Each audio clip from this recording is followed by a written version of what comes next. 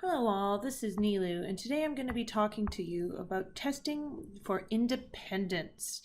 Now, in previous lectures, lecture 5, we talked about independence as being defined as when the probability of an event B remains the same even if probability A happens or doesn't happen.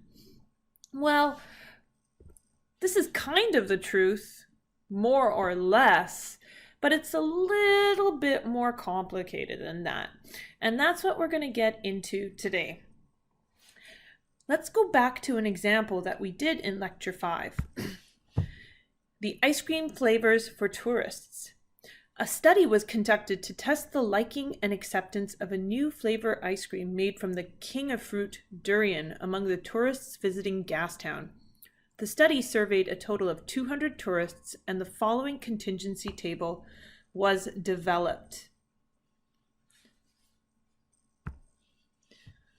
So in this contingency table, we see that we have those that like the durian flavored ice cream and those that dislike the flavor durian ice cream.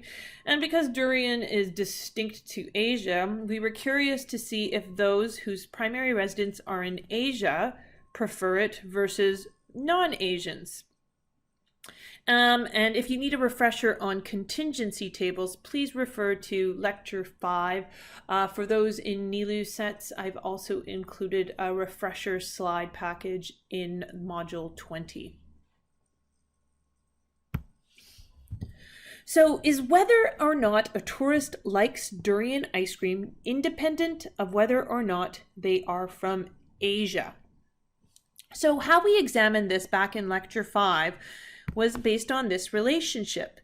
If the probability doesn't change, regardless of whether they are from Asia or not, we would call it independent. Or I should say, we would call liking ice cream independent of whether or not they are from Asia. So, noting that the probability, well, let me change that to a different color here. The probability of liking the ice cream, so we would look at liking the ice cream as 36 people out of 200 that liked the ice cream is going to be equal to 36 out of 200, and that would give me 0.18 or 18%. Next, I'm going to look at the probability of liking the ice cream given that a person is from an Asian country or resides in an Asian country. So this time I'm going to focus just on the Asian countries or those that are from Asian countries and ignore everything else. And what I see is that I have 12 people out of the 80 that like the durian ice cream. So I would have 12 out of 80, and that would give me 0.15 or 15%. I could also look at this in terms of whether I like, or person, I should say, likes the ice cream if they are non-Asian, though I do have enough information already to determine independence or not. Just to make it a little bit more thorough, I'm going to look at whether they like it if they are from a non-Asian country. So this time I'm going to look at the non-Asian habitants only and see how many like it. That's 24 out of 120. So I have 24 out of 120, which would give me 0.20 or 20%. So now I would examine these probabilities, and I note that the probability of liking it, 18%, is not the same as liking it if you're Asian, and is not the same as liking it if you're non-Asian. And therefore, we would say that no, it fails the independence test. And we have a dependent relationship between liking the ice cream and the place of residence, being from Asia or a non-Asian country. Now that's what we said back in lecture 5, but today I'm telling you it's a little bit more complicated. So we're not going to jump to this conclusion, and we're not going to use this rule as a singular test for independence. While these values are indeed different, what if the difference is because these are samples? Difference is expected. With samples, you wouldn't always expect to get the same result. Sorry, a difference is expected with samples. What if this difference is random? So is this difference that we're seeing simply random because these are samples? So that's what we are going to investigate today. Is the difference that we're seeing in probabilities significant or not significant? Now, if these values for the probabilities are exactly the same, we needn't go any further, and we can just conclude that that our samples are independent. But with samples, there is almost always a difference in these probabilities. We need to determine if the difference, I should say if, not is, if the difference is statistically significant. And we're going to introduce a new test today called the ChjiSquare test. So it's this funny looking symbol right here. It's called the ChjiSquare test to determine if A and B, the two events A and B, are independent or dependent events. So the Chi-squared test for independence is going to be another hypothesis test. I'm going to lay out the process for you in this slide. First, we're going to formulate the hypotheses H0 and HA, the null hypothesis and the alternative hypothesis. Because we are testing for independence, the null hypothesis is always going to be that the variables, the two variables that we're examining, A and B, or liking the ice cream and the place where one resides, that these two variables are independent. That's always going to be our null hypothesis. The alternative hypothesis is going to be that the variables are dependent, or one might say not independent. The next step is going to be determining the right test to do. And for our test for independence, we will always be using the chi-squared test. It's going to follow this new distribution that we're going to introduce called the chi-squared distribution. We'll get into that more in an example later on. Then we're going to execute the test. So this is so far the exact process that we've followed before, with a new null hypothesis and alternative hypothesis, and a new type of test. But we're going to then execute the test, and we're going to follow the same process we did before. We're going to determine the critical value. In this case, it's going to be our chi-squared critical value. Then we're going to define a decision rule based on this area here being our rejection area. So that's going to be our new red zone.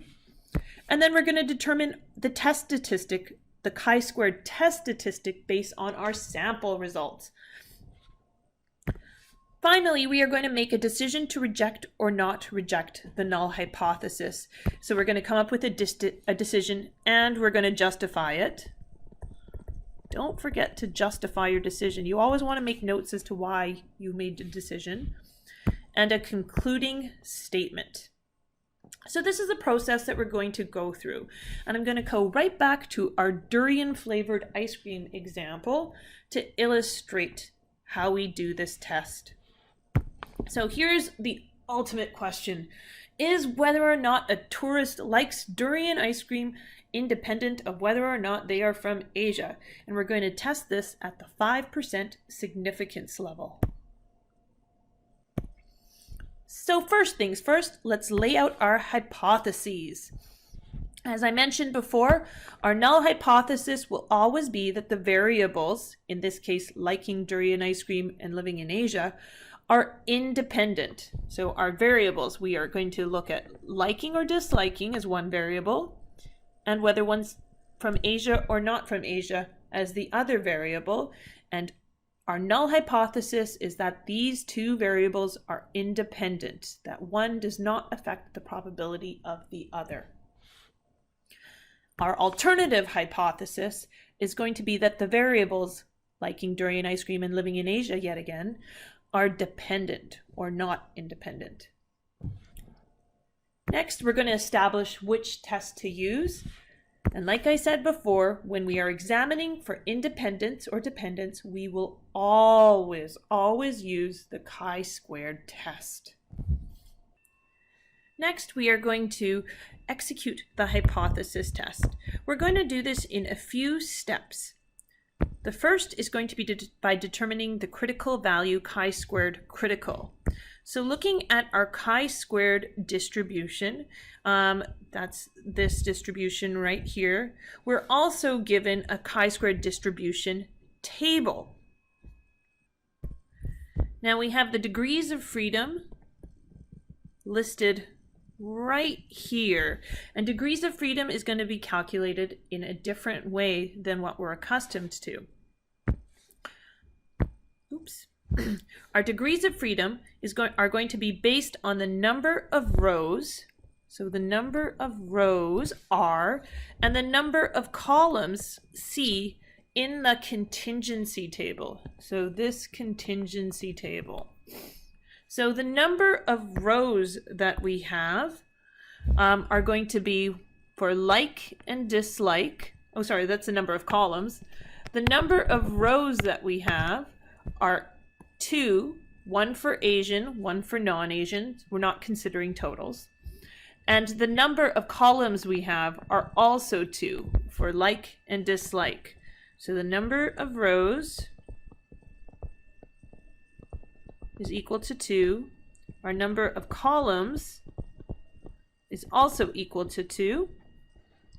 And we calculate the degrees of freedom as being the number of rows R minus 1, 2 minus 1, times the number of columns minus 1. So that would also be 2 minus 1 in this case. That gives me 1 times 1, or 1 degree of freedom. So then I go down the degrees of freedom 1 row.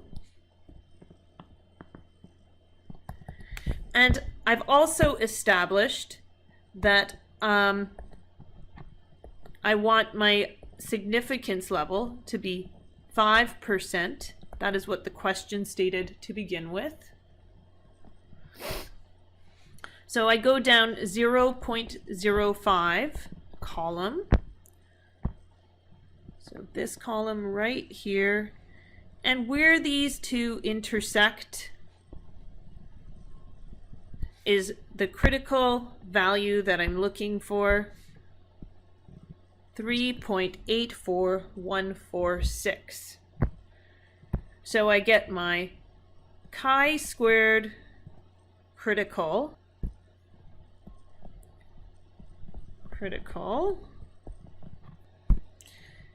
equal to 3.84146. And that is going to define this rejection zone right here. 3.84146 will be my chi-squared critical to define that rejection zone. So now that I've determined what my chi-squared critical value is, I can come up with my decision rule. I am going to reject the null hypothesis if I end up in this rejection zone right here based on my chi-squared critical value of 3.84146. So this rejection zone would be for values that are above that critical value. So if my chi-squared for the test from my sample is greater than 3.84146, because that's what would bring it into that red zone.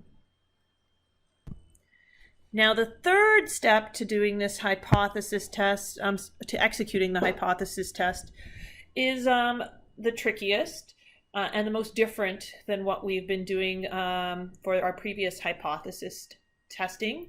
And we're going to do this in 3 steps. So we're going to do this in 3 steps. The first one, we're going to determine the expected value for each event pairing. So this expected value is what we would have expected if if the results were truly independent, if we're getting exactly the value that we would have expected based on the probabilities of one being Asian, non-Asian, liking or disliking the ice cream. And the formula for that is listed in blue in the top right corner. So for each box here, I'm going to determine the expected value as equal to the row total. So for Asian, my row total is 80.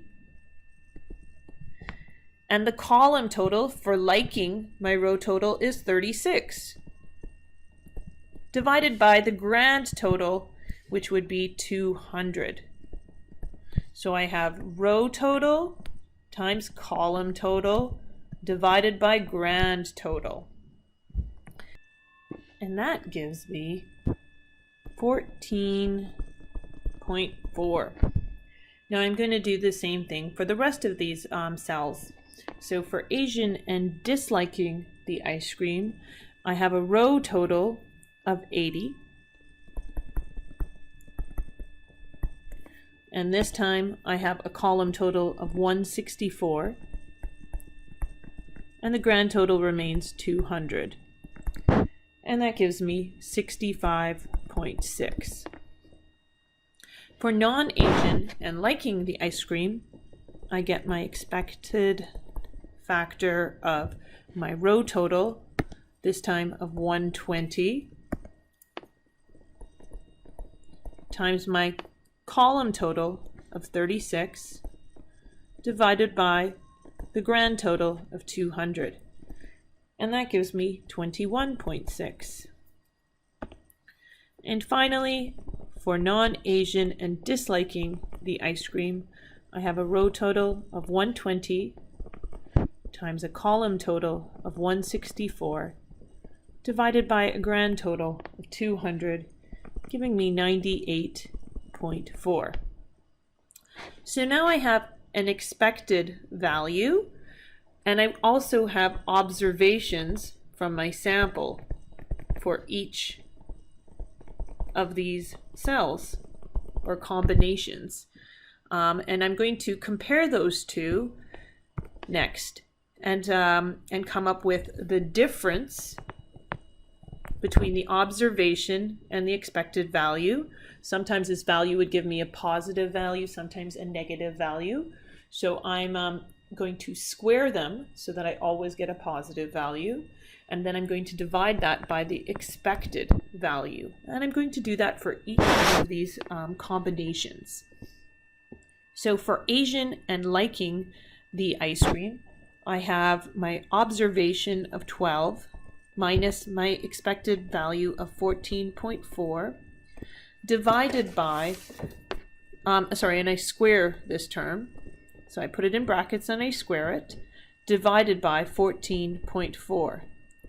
This gives me negative 2.4 in the numerator, negative 2.4, but I square that value, divided by 14.4, giving me a result of 0.400. For Asian and disliking the ice cream, I have an observation of 68 minus an expectation of 65.6.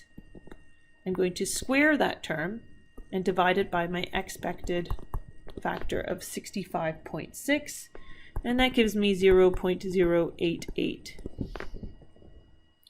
For non-Asian and liking the ice cream, I have an observation of 24 minus my expectation of 21.6. I square that term and divide it by the expected value of 21.6, and I get 0.267. And finally, for non-Asian and disliking the ice cream, I have an observation of 96 minus an expected factor of 98.4. I square that term and divide by 98.4, the expected factor, and I get 0.059. Now, of note is that for each of these values, the smaller they are, means that that difference is less statistically significant. So now our last step to determine our chi-squared test statistic is to sum all these values that we just determined based on the differences between observations and expectations and get our chi-squared statistic. So this is going to be the sum, where this term means sum all the values. So my chi-squared value is going to be the sum of the 0.4 plus the 0.088 plus 0.267 plus 0.059. 0.400 plus 0.088 plus 0.267 plus 0.059. And that will give me a total of 0.813. And this value is my chi-squared statistic.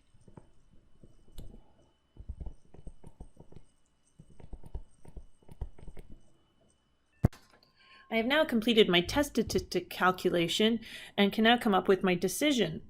Now, we previously determined that the chi-squared critical value of 3.84146 defines this rejection zone, and if our value for our test statistic is above that value, it would put it in this rejection zone and we would reject our null hypothesis.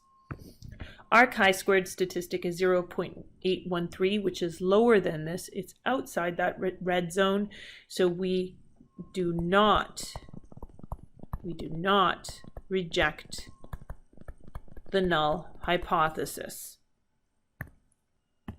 And I can state that justification because 0.813, our chi-squared test result, is less than 3.84146, our chi-squared critical value.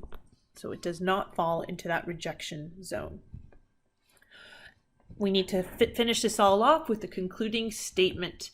So at the 5% significance level, the significance level is very important here, because at a different significance level, we may have come up with a different conclusion.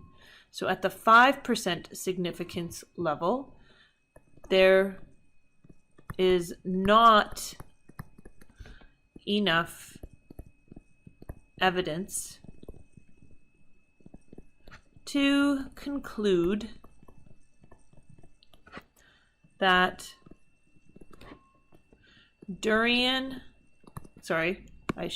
liking durian ice cream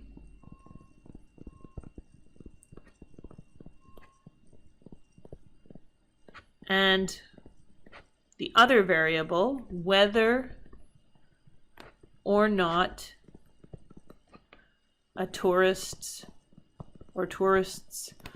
are from Asia, are dependent. So we say that it's not enough evidence to make the conclusion of dependence between the two variables that we were examining.